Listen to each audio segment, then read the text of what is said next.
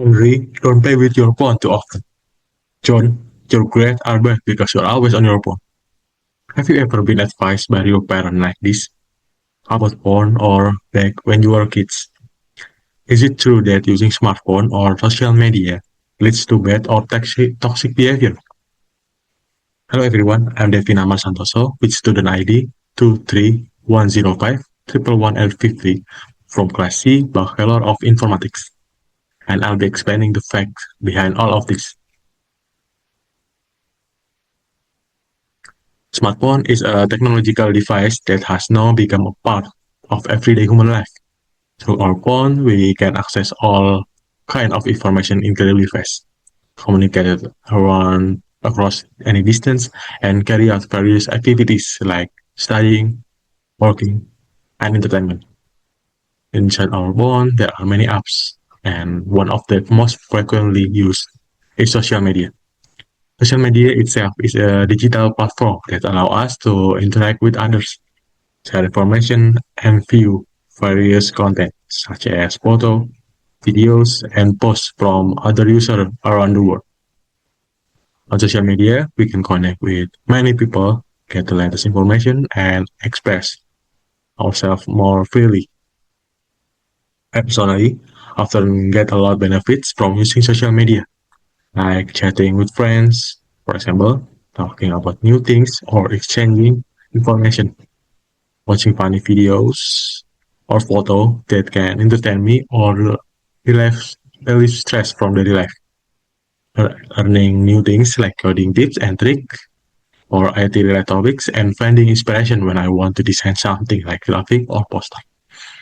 Because aside from being busy in the IT world, I also enjoy designing, like making poster, image, and so on. However, beyond all of those benefits, there is another side of social media that we often don't realize. Data shows that social media can have negative effects if it's not balanced with proper supervision, especially for minors. If we don't filter out of bad and keep the good, and if it's used excessively. There are three negative effects of social media. First, social media can make people lose track of time. This often happens because of the endless streams of content, such as infinite scrolling features. Without realizing it, someone can spend hours just watching content that isn't actually that important. As a result, time that should have been used for studying, working, or resting ends up wasted. Second, social media affects mental health and contain a lot of negative things, such as cyberbullying and violent content, among others. Many users feel insecure because they constantly compare themselves to others on social media. In addition, negative comment or hate speech can have a harmful impact on a person's psychological state, especially for those who are mentally prepared. And third, social media today is no longer just a tool for interaction or socializing. Many other interests have joined the mix. For example, certain parties or people spreading false information or hoax for personal or group gain. And also, politicians using social media to spread certain agendas that impact particular groups, shift public perception, or even create propaganda that can influence public opinion on a wide scale without many people realizing it. Therefore, it's important to us to know how to use social media in a healthy way so that we can minimize the negative effect it brings.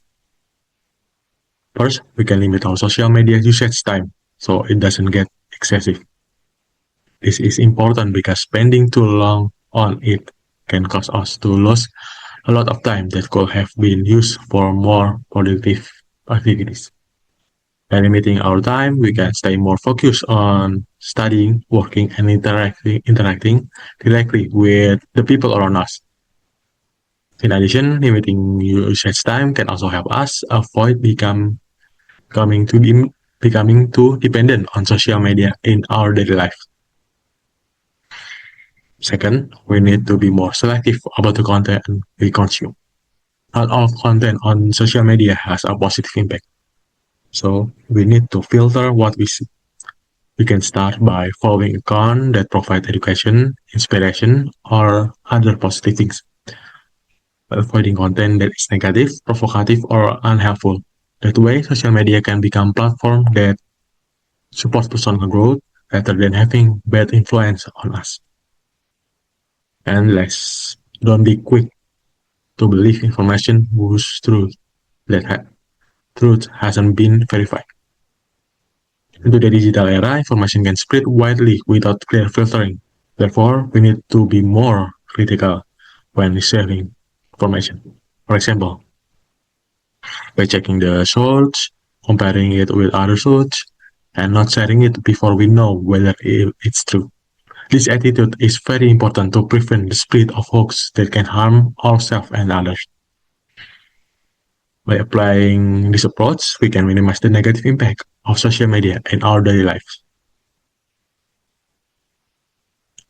So, the reason why social media is toxic or dangerous isn't really about what's in it, but about the use, whether it's used to consume negative content and harmful things, or whether they use it for something good and useful.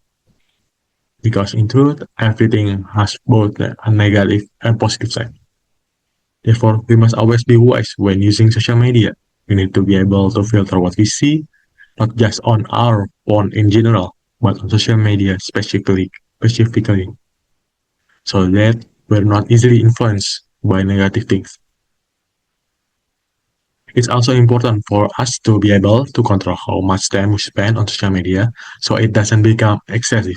By limiting our usage, we can focus more on productive activity like studying, developing skill, or interacting directly with our surroundings.